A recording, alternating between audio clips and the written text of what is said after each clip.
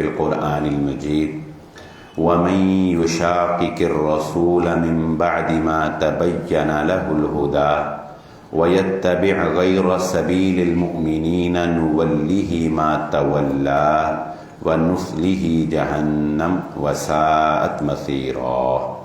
سورۃ النساء آیت نمبر 115۔ ہر قسم کی تعریفات اس خالق مالک ارض و سماوات کے لیے، اور لاکھوں کروڑوں درود و سلام آپ محمد مصطفیٰ صلی اللہ علیہ وآلہ وسلم کی ذات اقدس پر۔ ہماری خطبات جمعہ کی جو گفتگو ہوتی ہے وہ آپ احباب سمجھتے ہیں کہ مختلف عنوانات، کبھی کوئی تاریخی عنوان ہوتا ہے، کبھی کوئی اصلاحی عنوان ہوتا ہے، کبھی کوئی مسائل پہ گفتگو ہوتی ہے، کبھی حالات حاضرہ کو ہم ڈسکس کر لیتے ہیں۔ آج کا جو ٹاپک ہے وہ بڑی ہی اہمیت کا حامل ہے تو وہ سادہ سی باتیں، لیکن یہ سادہ سی باتیں ہمارے ایمان کو جلا بخشنے کے لیے بہت ضروری ہوتی ہیں۔ تو آج ہم جن واقعات اور جن باتوں کو ڈسکس کریں گے وہ یہ ہیں کہ دنیا کے اندر اکثر اوقات ہم یہ سمجھتے ہیں کہ فلاں کام اتفاقاً ہو گیا، میری اتفاقاً اس سے ملاقات ہو گئی، اتفاقاً وہ ڈاکٹر مجھے مل گیا، اتفاقاً میں اس مسجد میں چلا گیا۔ دنیا کے اندر کچھ بھی اتفاقاً نہیں ہوتا، ہر کام کے پیچھے اس خالق اور مالک کی ایک تدبیر ہوتی ہے۔ اللہ کی تدبیر جب کام کرتی ہے تو یاد رکھیں شیطان جیسا اللہ کا دشمن بھی استعمال ہوتا ہے اور اسے پتہ نہیں چلتا۔ دوسری بات یہ سمجھ لیجئے، اللہ جب کسی کام کی تدبیر کرتا ہے تو انسان اس کے نتائج کو سمجھنے سے قاصر ہوتا ہے۔ حتیٰ کہ انبیاء کرام بھی بسا اوقات اللہ کی تدبیر کو نہیں سمجھ سکتے۔ میں اپنی بات کو ایک واقعے سے شروع کرنا چاہتا ہوں۔ دیکھیے، حضرت یوسف علیہ السلام جیل میں چلے گئے، وہاں پر دو قیدیوں نے دو مختلف خواب دیکھے۔ آپ نے اللہ کے دیے ہوئے علم سے ایک قیدی کو یہ بتایا کہ تمہیں پھانسی پہ لٹکا دیا جائے گا، اور دوسرے قیدی کو خواب کی تعبیر یہ بتائی کہ تم اپنے عہدے پر بحال کر دیے جاؤ گے اور تم دوبارہ بادشاہ کو شراب پلانے پر مامور ہو جاؤ گے۔ چنانچہ تعبیر جیسے بتائی تھی ویسے ہی ہونی تھی، کیونکہ حضرت یوسف علیہ السلام کو تو یہ خدائی علم تھا جو عطا کیا گیا تھا۔ اب حضرت یوسف علیہ السلام کو یہ پتا تھا کہ اس نے بحال ہو جانا ہے اور بادشاہ کا قرب اس کو دوبارہ مل جانا ہے۔ اب حضرت یوسف علیہ السلام ایک بشری تقاضے کے مطابق اس کو یہ کہتے ہیں کہ جب تمہیں تمہارا عہدہ مل جائے تو بادشاہ سے میرا تذکرہ کرنا، بادشاہ سے میرا تذکرہ کرنا، یعنی بتانا کہ جیل میں ایک یوسف بھی ہے، خواب کی تعبیر اس نے بتائی ہے، ایسے یعنی میرا ایک پورا تعارف بادشاہ کو کروا دینا۔ اب اللہ رب العزت قرآن مجید میں اس واقعے کو بیان کرتے ہوئے یہ بات ارشاد فرماتے ہیں کہ دیکھیں کتنی بڑی جان بخشی ہوئی نا اس قیدی کی، لیکن شیطان نے اس کو یوسف کا ذکر کرنا بھلا دیا۔ اب بظاہر یہ یوسف کا کتنا بڑا نقصان ہے بتائیں۔ ہو سکتا ہے وہ بادشاہ کے سامنے تذکرہ کرتا، بادشاہ کو یوسف علیہ السلام کی قابلیت کا اندازہ ہوتا، بادشاہ آپ کو ملاقات کے لیے بلاتا، رہائی کی کوئی سبیل بنتی۔ تو شیطان نے اس ملازم شراب پینے والے کو بادشاہ سے یوسف کا تذکرہ کرنا بلا دی۔ اب بظاہر تو یہی لگتا ہے نا مجھے اور آپ کو، اور شیطان کو بھی یہی لگا کہ اس نے جو چال چلی وَمَكَرُوا وَمَكَرَ اللَّهُ وَاللَّهُ خَيْرُ الْمَاكِرِينَ، اس نے جو چال چلی وہ کامیاب ہو گیا، کہ اللہ کا نبی زیادہ سے زیادہ دیر جیل میں رہے، یہی شیطان چاہتا تھا. اللہ کے نبی کی بادشاہ تک رسائی نہ ہو، یہی شیطان چاہتا تھا. اس نے اس کو ذکر کرنا بھلا دیا. لیکن اللہ اس کے پیچھے ایک تدبیر اللہ کر رہا تھا. ایک تدبیر شیطان کر رہا تھا، ایک تدبیر اللہ کر رہا تھا. اب شیطان کو بھی علم نہیں کہ اللہ کی تدبیر کیسے کارگر ہوگی. اب اللہ کی تدبیر سمجھیے کہ کیا ہے، اور اللہ کی تدبیر یہ ہے کہ اگر وہ ملازم بادشاہ کے سامنے یوسف کا تذکرہ کرتا تو یوسف کی حیثیت بادشاہ کے سامنے سوالی کی ہوتی. یوسف سوالی ہوتا اور بادشاہ دینے والا ہوتا. اللہ چاہتا تھا بادشاہ میرے یوسف کے پاس سوالی بن کے جائے. یوسف سوالی بن کے نہ آئے بلکہ بادشاہ سوالی بن کے جائے. سو اللہ نے بادشاہ کو خواب دکھایا، اس ملازم کو یاد آیا، اس نے خواب کی تعبیر پوچھنے کے لیے یوسف سے رابطہ کیا اور بادشاہ سوالی بن کے یوسف کے پاس گیا. تو بسا اوقات تھوڑی سی طویل قید آپ کی عزت اور وقار کے لیے ہوتی ہے. بسا اوقات تھوڑی سی طوالت، تھوڑی سی مشکل اللہ آپ کو بلند کرنے کے لیے آپ کے ساتھ اٹیچ کرتا ہے. پھر اس بادشاہ کے سوالی بننے کا ایک اور فائدہ یوسف علیہ السلام کو کیا ہوا. بادشاہ نے جب دیکھا اتنا قابل انسان ہماری جیل میں بند ہے، بادشاہ نے کہا میں آرڈر جاری کرتا ہوں اس کو رہائی دی جائے. یہ نہیں دیکھا کس جرم میں قید ہے، کیوں قید ہے، کتنی دیر سے. بادشاہ نے کہا آرڈر ہے، رہائی ملے. یوسف علیہ السلام کو پتہ چل گیا کہ اب تو بادشاہ ضرورت مند ہے. یوسف علیہ السلام نے کہا بادشاہ سلامت، بات یہ ہے میں مجرم کی حیثیت سے رحم پر رہائی نہیں لوں گا. پہلے میری بے گناہی ثابت کی جائے، پھر مجھے میرے بے گناہ ہونے کی وجہ سے رہائی دی جائے. چنانچہ بادشاہ نے عورتوں کو بلایا اور بلا کر معاملے کو کلیئر کیا، اور پھر یوسف بے گناہ ہو کر پوری عزت، شان اور وقار کے ساتھ بغیر کسی داغ اور دھبے اور الزام کے بادشاہ کے مشیر خاص بنے اور پھر وزیر خزانہ بنے. یہ ہے وَمَكَرُوا وَمَكَرَ وَاللَّهُ خَيْرُ الْمَاكِرِينَ. اللہ جب تدبیر دیکھیں کسی انسان کی، میں یہ جو اب واقعہ آپ کے سامنے بیان کرنے کو، یہ آپ نے پہلے بڑی دفعہ سنا ہے، لیکن شاید اس پہلو پہ آپ کی کبھی توجہ نہ گئی ہو یا ذہنوں میں یہ یاد نہ ہو. دیکھیں کسی انسان کی یہ خوش قسمتی ہوتی ہے کہ خیر اس تک چل کے آئے اور وہ اس کو گلے سے لگا لے. زندگی میں بہت دفعہ ایسے ہوا ہوگا میرے اور آپ کے ساتھ کہ ہمیں نیکی کا موقع ملا ہوگا لیکن ہم نے اس کو قبول نہیں کیا ہوگا.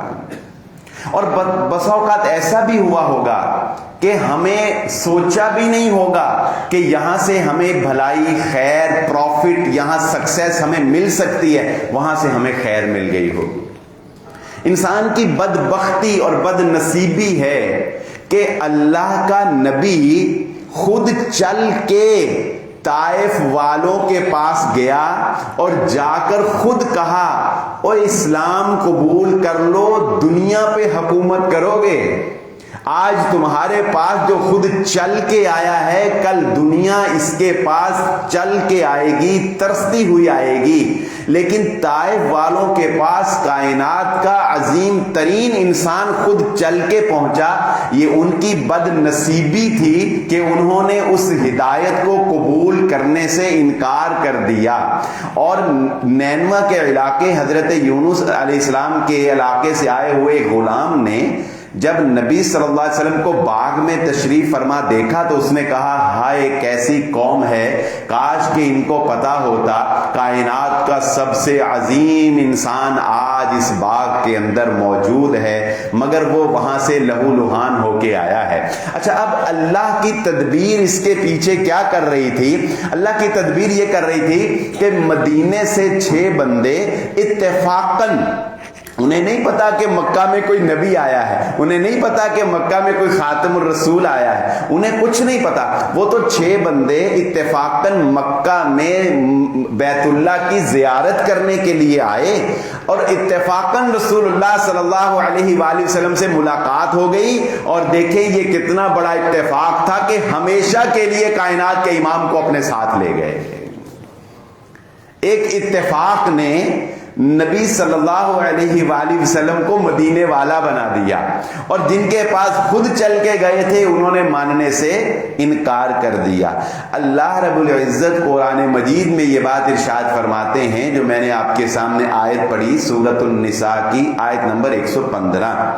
اللہ رب العزت فرماتے ہیں جو رسول سے دشمنی رکھتا ہے اور ایمان والوں کا راستہ اپنانا نہیں چاہتا، نولیہ ما تولا، ہم انسانوں کو ان کے ارادے اور ان کی نیتوں پر چھوڑ دیتے ہیں. ایک بات سمجھ لیجئے، ایک بات سمجھ لیجئے، آپ کی نیت، آپ کے اندر کی آواز کائنات کے عوامل کو آپ کے گرد جمع بھی کر دیتی ہے اور آپ سے دور بھی کر دیتی ہے. جیسا آپ کا ارادہ ہوتا ہے، جیسی آپ کی نیت ہوتی ہے، جیسا آپ سوچتے ہیں، جیسا آپ چاہتے ہیں، اللہ رب العزت فرماتے ہیں ہم بھی تمہارے ساتھ زبردستی نہیں کرتے، جبر نہیں کرتے، ہم بھی تمہارے ساتھ ویسا ہی حال کر دیتے ہیں جیسے تم سوچتے اور جیسے تمہاری نیت ہوتی ہے. اس کو کئی ایک مثالوں سے سمجھا جا سکتا ہے. مثال کے طور پہ جو یہ جملے زبان زد عام آپ نے سنے ہوں گے کہ ایک شخص کسی بھی شعبے سے تعلق رکھتا ہو، ہر شعبے والوں میں اس طرح کے لوگ پائے جاتے ہیں. اگر ایک شخص یہ سمجھتا ہے کہ میں پراپرٹی کا کام کرتا ہوں اور وہ یہ کہتا ہے کہ پراپرٹی کا کام جھوٹ بولے بغیر نہیں ہو سکتا، ایک شخص کوئی مسالہ جات کا کام کرتا ہے اور وہ کہتا ہے کہ مسالوں میں ملاوٹ کیے بغیر کاروبار نہیں چل سکتا، ایک شخص کوئی اور کام کرتا ہے اور وہ کہتا ہے کہ وعدہ خلافی کیے بغیر یا رشوت لیے بغیر کام نہیں چل سکتا. اب یہ کیا، یہ اس کی ایک سوچ ہے، یہ اس کے اندر کی ایک آواز ہے. تو اللہ تعالیٰ بھی کہتے ہیں اب تیرا کام جھوٹ کے بغیر واقعی نہیں چلے گا، پھر نہیں چلتا اس کا کام، پھر اس کا کام جھوٹ کے بغیر نہیں چلتا. اللہ کہتا ہے تو خود کہتا ہے بھئی جھوٹ کے بغیر نہیں چلتا، تو ہمیں کیا ضرورت ہے تو یہ جھوٹ کے بغیر چلانے کی. تو جو یہ سوچ لیتا ہے کہ رشوت کے بغیر میرا گھر نہیں چلنا، پھر اس کا نہیں چلتا. بے برکتی ایسی آ جاتی ہے کہ پھر اس کا رشوت کے بغیر گزارا نہیں ہوتا، 2 نمبری کے بغیر گزارا نہیں ہوتا. یہ ہے نولیہ ما تولا. جو اللہ رب العزت کے بارے میں جیسی نیت بنا لیتا ہے، اللہ رب العزت فرماتے ہیں فی طغیانہم یعمہون، ہم اس کو ویسی ہی تدبیر کے لیے چھوڑ دیتے ہیں، پھر وہ بھٹکتا رہتا ہے، وہ سر ٹھوکتا رہتا ہے. ہاں اگر کوئی تائب ہوتا ہے تو تائب ہو کر، مثال کے طور پہ اگر کوئی یہ کہتا ہے کہ پہلے تو میں جھوٹ کی بنیاد پہ کاروبار کرتا تھا مگر اب میں جھوٹ نہیں بولوں گا، یا کوئی سود پہ کاروبار کرتا تھا اور پھر اس نے توبہ کر لی اور اس نے کہا کہ آج کے بعد میں سود کا کاروبار نہیں کروں گا، تو پھر اللہ کا قانون یہ نہیں ہے کہ ادھر اس نے سود چھوڑا اور ادھر وہ مالدار ہو گیا دوسرے طریقے سے. نہیں، پھر اللہ تعالیٰ اس کو آزماتا ہے، پھر اس کے اوپر تھوڑا سا ڈاؤن فال آتا ہے، پھر ایک دفعہ اس کا جوس نکلتا ہے، ایک دفعہ اس کو بھٹی میں سے گزارا جاتا ہے، پھر اگر وہ ثابت قدم رہتا ہے تو پھر دنیا دیکھتی ہے کہ اللہ دوبارہ حلال طریقے سے اسے پروان چڑھاتا ہے. پھر اللہ دکھاتا ہے کہ تو نے حلال راستہ اختیار کیا، دیکھ حلال میں بھی ہم رزق دیتے ہیں، یہ حرام تو نے خود اپنے لیے پسند کیا ہوا تھا. جیسا ارادہ رکھتے ہو اللہ تمہارے لیے اسباب ویسے پیدا کرتا چلا جاتا ہے. کیا تم نے دیکھا نہیں ہے ایسے بہت سے واقعات میں نے اور آپ نے اپنی زندگی کے مشاہدے میں دیکھے ہوں گے، لیکن ایک شخص نے لکھنؤ کا غالباً یہ واقعہ لکھا. اس نے کہا کہ ایک شخص تھا جو بیچارہ ایک غریب اور ایک سادہ تھا آدمی تھا، لوگوں کے گھروں میں جا کے جو کوئی کام کہتا تھا، مطلب کسی کی یوں سمجھ لیں کوئی گاڑی صاف کر دی، کسی کا کوئی سودا سلف لا دیا، ایسے چھوٹے موٹے کام کر دیا، کسی کی کوئی کٹنگ کر دی، کامن سا ایک بندہ تھا ملازم. لیکن اس کی ایک خواہش تھی اور اس کی ایک عادت تھی. اس کی خواہش یہ تھی کہ اس کا جنازہ جو ہے وہ بڑا ہو اور اس کے جنازے میں نیک لوگ شامل ہوں. اور اس کے لیے وہ اس بات کا اہتمام بھی کرتا تھا کہ جب اسے یہ پتہ چلتا تھا کہ کسی کا جنازہ ہے تو بغیر کسی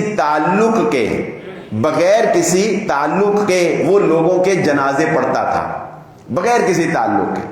تو اس کا واقعہ لکھنے والے نے جو بات لکھی وہ ہو سکتا ہے آپ نے اور میں نے زندگی میں مشاہدہ بھی کیا ہو، لیکن سمجھنے والی بات یہ ہے جیسی تمہاری نیت ہوگی اللہ تدبیر ویسی کر دے گا.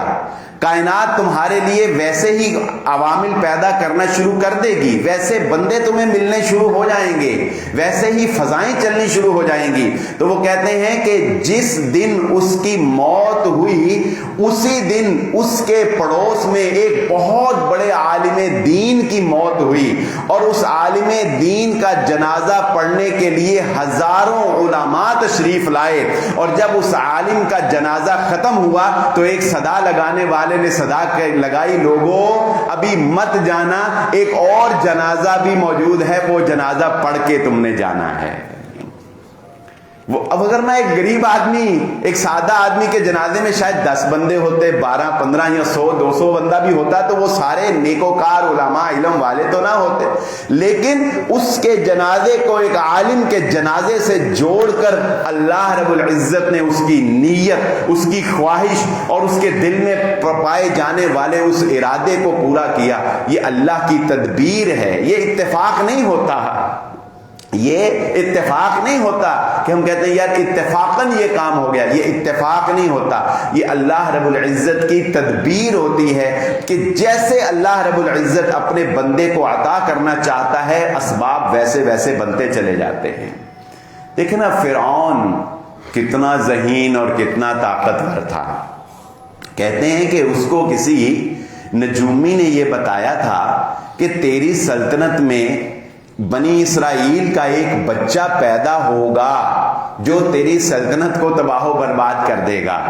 یہ بات سچ نہ بھی ہو تب بھی وہ اپنی سلطنت کو بچانے کے لیے اور قوم بنی اسرائیل کو ہمیشہ غلام رکھنے کے لیے یذبحون ابناءکم ویستحیون نساءکم، وہ قوم بنی اسرائیل کے لڑکوں کو قتل کرتا تھا اور بیٹیوں کو زندہ رکھتا تھا. اس کی وجہ یہ تھی کہ بنی اسرائیل کی جب عورتیں زندہ رہیں گی، مرد نہیں رہیں گے، بلا آخر نسل ختم ہو جائے گی. کیونکہ عورتوں کی شادی جب قبطی خاندان یعنی فرعونی خاندان کے مردوں سے ہوگی تو جو اولاد ہوگی وہ بھی قبطی ہوگی نا، تو آگے سے نسل ہی بنی اسرائیل کی ختم ہو جائے گی.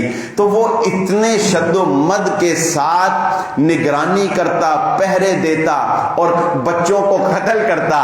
اللہ رب العزت نے کہا ہماری تدبیر یہ ہے کہ اس بچے کو تو اپنے ہاتھوں سے پالے گا جس نے تیری سلطنت کو برباد کرنا ہے. پالا کہ نہیں؟ اپنی تباہی اپنے ہاتھوں سے پالی نا بھائی.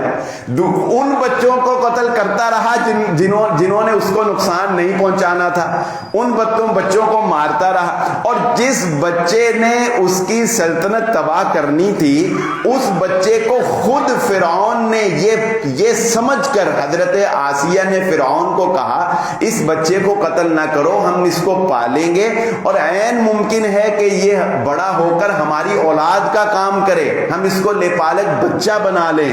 یعنی موسیٰ علیہ السلام کی پرورش فرعون نے خود کی اور اپنا بیٹا بنا کے کی، بادشاہوں کے شہزادوں کی طرح کی، اور اسی بچے نے اس کی سلطنت کو تباہ و برباد کیا.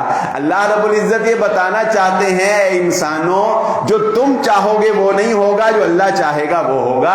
ارادہ تمہارا مثبت ہونا چاہیے، نیت اچھی ہونی چاہیے، کسی کا برا نہیں سوچنا چاہیے، کسی کے ساتھ برائی کی نیت تمہاری نہیں ہونی چاہیے. تمہارا ارادہ خیر پانے کا، خیر حاصل کرنے کا ہونا چاہیے. اگر تمہارے ارادے میں خیر نہیں ہے تو نبی کے چچا بھی خیر تک نہیں پہنچ سکے. ابو لہب جیسے، ابو جہل جیسے دل میں خیر نہیں تھی، اندر اچھائی نہیں تھی اور وہ خیر نہیں پا سکے، اور جن کے اندر خیر پانے کا جذبہ تھا وہ سلمان فارسی رضی اللہ تعالی عنہ کہاں سے سفر کرتے لڑکھڑاتے آتے جاتے محمد الرسول اللہ صلی اللہ علیہ وآلہ وسلم کو حاصل کر لیا۔ تو زندگی کے بہت سے سبق اللہ رب العزت ہمیں قرآن مجید میں اور رسول اللہ صلی اللہ علیہ وآلہ وسلم کی تعلیمات کے اندر یہ بات باور کروانا چاہتے ہیں کہ اے انسانوں، میں تم پر ظلم نہیں کرتا، میں تم پر زیادتی نہیں کرتا، تم خود اپنے اوپر غور کرو، تمہارے اندر کوئی فرق ہے، تمہارے اندر کہیں فرق آ جاتا ہے، تمہارے اندر کہیں فرق آ جاتا ہے۔ کیسے فرق آتا ہے؟ یاد رکھیں، اللہ رب العزت نے دنیا کے اندر انسانوں کو جج کرنے کا، انسانوں کو پرکھنے کے مختلف معیار بیان کیے ہیں۔ مثلا کسی کو دولت دے کر آزمایا جاتا ہے، کہیں یہ اپنے آپ سے باہر تو نہیں ہو گیا۔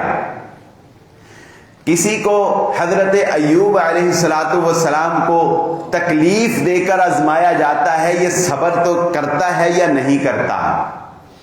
اور یہ بات ذہن نشین رکھنا،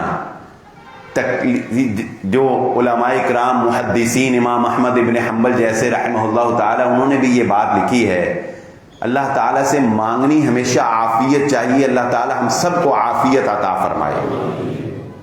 لیکن وہ کہتے ہیں جنہوں نے دونوں دور دیکھے ہوتے ہیں نا، دونوں راہیں دیکھی ہوتی ہیں، وہ کہتے ہیں تکلیف تو انسان برداشت کرتا ہی ہے کیونکہ اس کے علاوہ کوئی چارہ نہیں ہوتا، لیکن کمال یہ ہوتا ہے کہ تکلیف میں اللہ کو یاد کرے، صبر کرے، آہو بکا نہ کرے، لیکن تکلیف سے زیادہ اقتدار انسان کو گمراہ کرتا ہے۔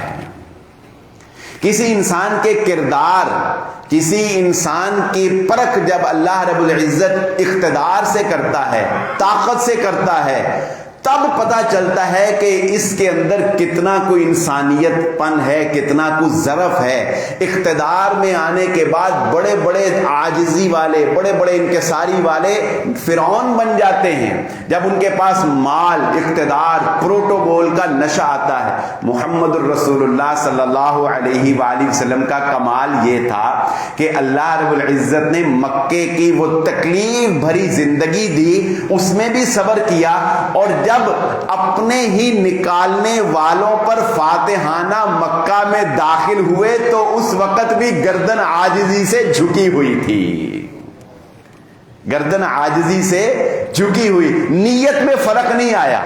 بات جو بتانا چاہتا ہوں وہ کیا، یہ نہیں کہ جب کمزور تھے تب بڑے نیک، تب بڑے عاجزی، تب بڑے ملنسار، تب بڑے با کردار، تب بڑے با اخلاق، اور جب فتح ہوئی، جب اقتدار ملا، جب عہدہ ملا، جب مال ملا، جب گاڑیاں ملی، جب آگے پیچھے نوکر چاکر ملے، اب پتہ لگا کہ سیٹھ صاحب تو کسی سے ہاتھ ملا کے سلام بھی صحیح طرح سے نہیں لیتے، اب تو مجبوری یہ ہے کہ ان کو جراثیم لگتے ہیں، کسی کے قریب بھی نہیں جاتے۔ وہ وقت تھا جب ایک پلیٹ میں بیٹھ کے سب کھانا کھا لیتے ہوتے تھے، لیکن اب چونکہ سٹینڈرڈ ہائی ہو گیا ہے، لیول بڑھ گیا ہے، لہذا فرق پڑ گیا۔ یہ جو فرق پڑ جاتا ہے، اللہ رب العزت کہتے ہیں اگر تم فرق ڈالتے ہو پھر ہم بھی فرق ڈال دیتے ہیں۔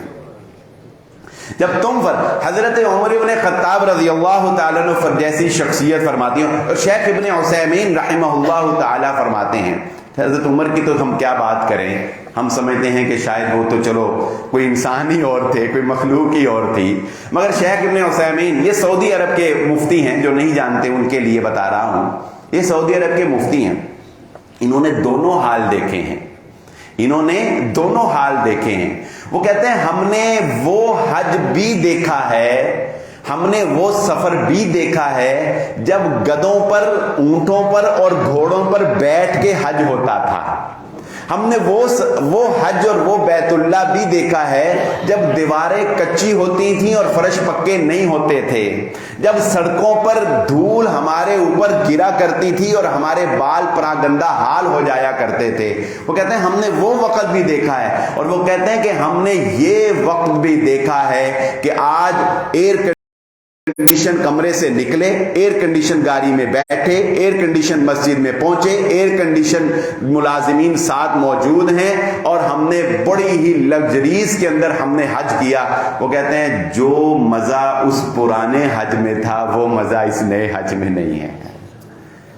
वो खुद कहते हैं हमने दोनों दौर देखे। वो कहते हैं जो अल्लाह की रूहानियत, जो हलावत, जो मजा हमें वहां पे आता था उस दौर में वो यही हजरत उमर कहते हैं। हजरत उमर कहते हैं ये कैसरो किसरा, हालांकि उन्होंने अपनी लाइफस्टाइल में फर्क नहीं आने दिया, हालांकि उन्होंने अपनी नीयतों में फर्क नहीं आने दिया, उनकी नीयतों में इक्तदार से, उनकी नीयतों में जाहो जलाल से, उनकी नीयतों में फतुहात से कोई फर्क नहीं आया। इसीलिए अल्लाह रब्बुल इज्जत ने भी फर्क नहीं डाला। लेकिन वो खुद अंदर के एहसासात कहते हैं वो जो पहले मजा था ना वो अब मजा नहीं है।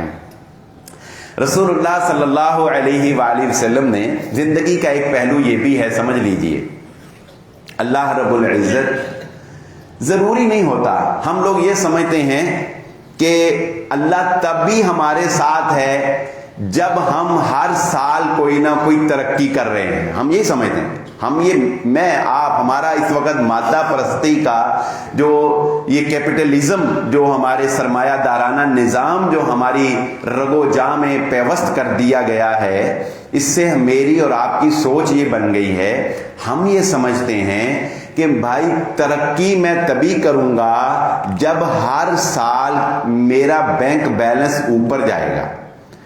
तरक्की तभी है जब मेरा बिजनेस ऊपर जाएगा। तरक्की तभी है जब मैं कोई नया स्टेप हर साल 2 साल बाद कोई गाड़ी अपडेट करूंगा, कोई नया स्टेप लूंगा, फिर तरक्की है। जो बंदा बेचारा 20 साल से एक ही डगर पे चल रहा, हम कहते तू की खटिया है, कहते हैं कि नहीं, वो तू की तरक्की की थी, तू 20 साल पहले भी एक दुकान से थे, तू हुन भी उसे दुकान दे, तू वो कोई तरह तो तरक्की गलत नहीं है, मगर हमारा मयार ये बन गया कि कामयाबी अल्लाह की उसी के लिए है जो दुनिया में तरक्की कर रहा है।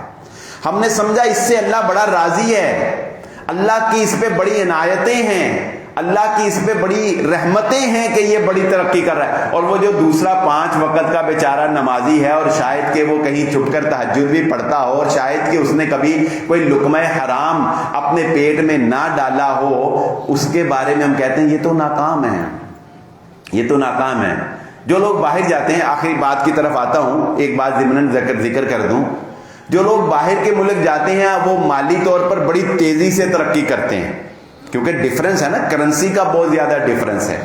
तो मुझे एक शख्स ने अपनी आप बीती बताई, उसने एक तहरीर में लिखी, उसने कहा कि मैं जर्मनी में रहता हूं और मुझे कई साल गुजर गए कि मैंने आजान की आवाज नहीं सुनी, कई साल। उसने कहा कि मैं इतना तरस गया था कि आजान की आवाज सुनूं कि बिला आखिर मेरे पड़ोस में एक तुर्की मुसलमान आके रहाइश उसने इख्तियार कर ली। तो कहते हैं कि कुछ महीने गुजरे तो वो तुर्की मुसलमान और मेरी मुलाकात हुई, तो मैंने उससे पूछा, उसने मुझे पूछा कि भाई कोई अजान, कोई नमाज जमात, कोई मस्जिद, कोई नमाज, कोई जुम्मा? वो कहता कुछ नहीं। कहता हमने बिला आखिर ये डिसाइड किया कि चलो वो आजान का लुत्फ लेने के लिए यहाँ मस्जिद तो नहीं है, तुम ऐसा करना कि तुम, वैसे तो हम सारा दिन काम पे होते हैं, लेकिन तुम ऐसा करना कि फजर के वक्त एक दिन तुम अपनी खिड़की में खड़े होकर आजान देना, मैं सुना करूंगा, और एक दिन मैं आजान कहा करूंगा, तुम सुना करना। और उसने कहा कि जिस दिन पहले दिन उसने आजान दी तो मुझे ऐसे लगा जैसे जन्नत से आवाज आ रही है। आप तो सोच ही नहीं सकते यहाँ पर अल्लाह की कितनी रहे। कहने को तो वो यहाँ वाले कहेंगे जर्मनी रहता है, आंधे ही 2 कार ले ले, 4 गड्डियां ले लिया, कहना कि ना। और वो कहता है कि एक दफा नहीं 20 दफा हमारे साथ ऐसा होता है, खाने के बाद पता चलता है कि जो खाना खाया इसमें कोई हराम शामिल था, खाने के बाद पता। तो अल्लाह ताला की नेमत, अल्लाह की रहमत ये नहीं है कि तुम 4-5 बंगले 10 बंगले फटाफट बना लो। अल्लाह की रहमत कुछ और है। वो क्या है? मुहम्मदुर रसूलुल्लाह सल्लल्लाहु अलैहि वसल्लम ने मक्का की जिंदगी गुजारी। क्या इस बात में मुझे और आपको कोई शक है? क्या मुझे और आपको इस बात में कोई शक है کہ اللہ کو کائنات میں انسانوں میں سب سے زیادہ محبوب محمد الرسول اللہ صلی اللہ علیہ وسلم کی طرف، سب سے زیادہ پیاری ذات اللہ کو جو ہے وہ میرے اور آپ کے نبی محمد الرسول اللہ صلی اللہ علیہ وسلم۔ مکے کے دور میں کیا نبی صلی اللہ علیہ وآلہ وسلم نے کوئی ایسی انسانی تقاضوں کے مطابق مصیبت تھی جو آپ صلی اللہ علیہ وسلم نے نہ دیکھی ہو؟ یتیمی اللہ کے نبی صلی اللہ علیہ وآلہ وسلم نے دیکھی، مزدوری پہ کام محمد الرسول اللہ صلی اللہ علیہ وآلہ وسلم نے کیا، کم سنی میں اپنی تجارت کے لیے سفر رسول اللہ صلی اللہ علیہ وآلہ وسلم نے کیے، ہر طرح کے مصائب اعلان نبوت کے بعد آپ کے اوپر توڑے گئے۔ کیا اللہ کو اپنے نبی سے پیار نہیں تھا جو اتنی مشکلیں دے رہے تھے؟ اچھا، پھر اگلے نقطے کی بات جو میں سمجھانا چاہتا ہوں، نقطے کی بات، اسلام آ گیا، آپ نے اسلام کا پرچار کیا، لوگ کچھ مسلمان ہو گئے۔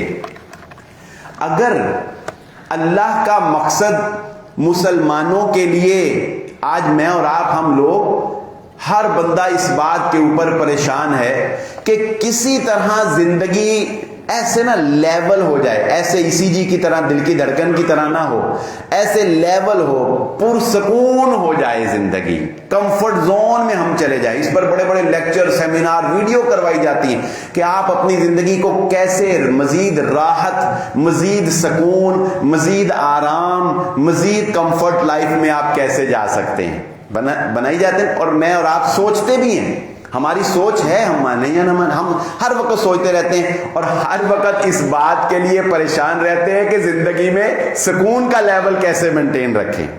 لیکن جسے ہم سکون سمجھ رہے ہیں وہ سکون اصل میں ہے نہیں ہے، سکون کچھ کسی اور چیز کا نام ہے۔ اور وہ سکون کیا ہے؟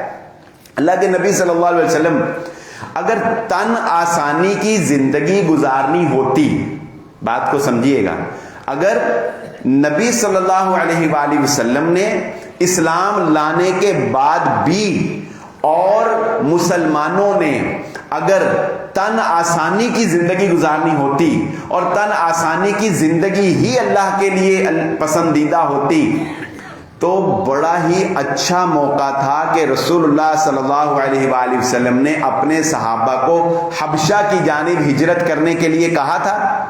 بہت سے صحابہ حبشہ ہجرت کر گئے تھے، حبشہ کے بادشاہ نے مسلمانوں کو تحفظ فراہم کیا، مسلمانوں کا دفاع کیا، بالآخر وہ خود بھی مسلمان ہو گیا۔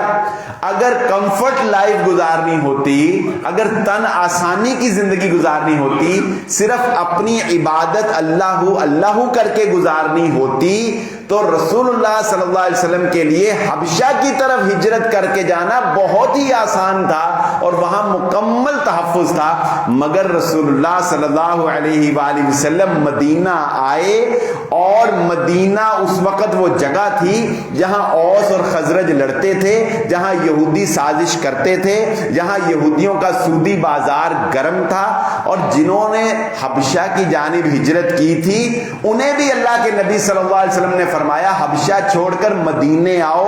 آپ کو پتا تھا مدینے میں مجھے جنگیں لڑنی پڑیں گی، مدینے میں مجھے معاہدے کرنے پڑیں گے، مدینے میں میری زندگی سٹرگل میں گزرے گی، مگر اللہ کا نبی زندگی کا سکون، کمفرٹ لائف، عیش و عشرت میں نہیں مانتا تھا۔ اللہ کا نبی جانتا تھا زندگی کا سکون یہ ہے کہ تم دنیا کو دکھا دو کہ اسلام ایک پرامن اور با کردار اور با اخلاق ریاست قائم کر سکتا ہے۔ زندگی ایک مشن پہ گزارنا سکون ہے، یاد رکھیں۔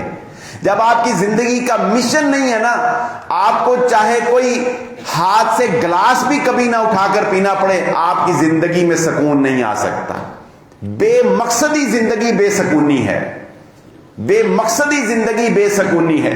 مسلمانوں نے زندگی کا مقصد کھو دیا، مسلمانوں نے زندگی کا مقصد کھو دیا، زندگی کا مقصد راحت سمجھ لیا، زندگی کا مقصد آرام کرنا سمجھ لیا، زندگی کا مقصد نوکروں چاکروں کی غلامی کرنا سمجھ لیا، زندگی بے سکون ہو گئی۔ زندگی کا سکون زندگی کا مقصد پہچان لینا، اور جب تم زندگی کا مقصد پہچان لو گے پھر اللہ رب العزت تمہارے لیے تدبیر کرنا شروع کر دے گا، پھر اللہ تمہارے لیے راستے کھولنا شروع کر دے گا، پھر تم جیسے سوچتے چلے جاؤ گے اللہ رب العزت ویسے ویسے تمہاری مدد کرتا چلا جائے گا۔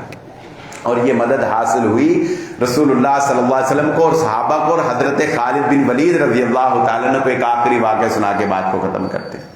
ایسا ایک نہیں، ایسے 20 واقعات ہیں کہ حضرت خالد بن ولید رضی اللہ تعالیٰ عنہ خود کہتے ہیں چند ہزار کا لشکر اور ادھر ہزاروں کافر، لیکن اللہ رب العزت نے ذہن میں ایک تدبیر ڈال دی، جنگ کا میدان ہے۔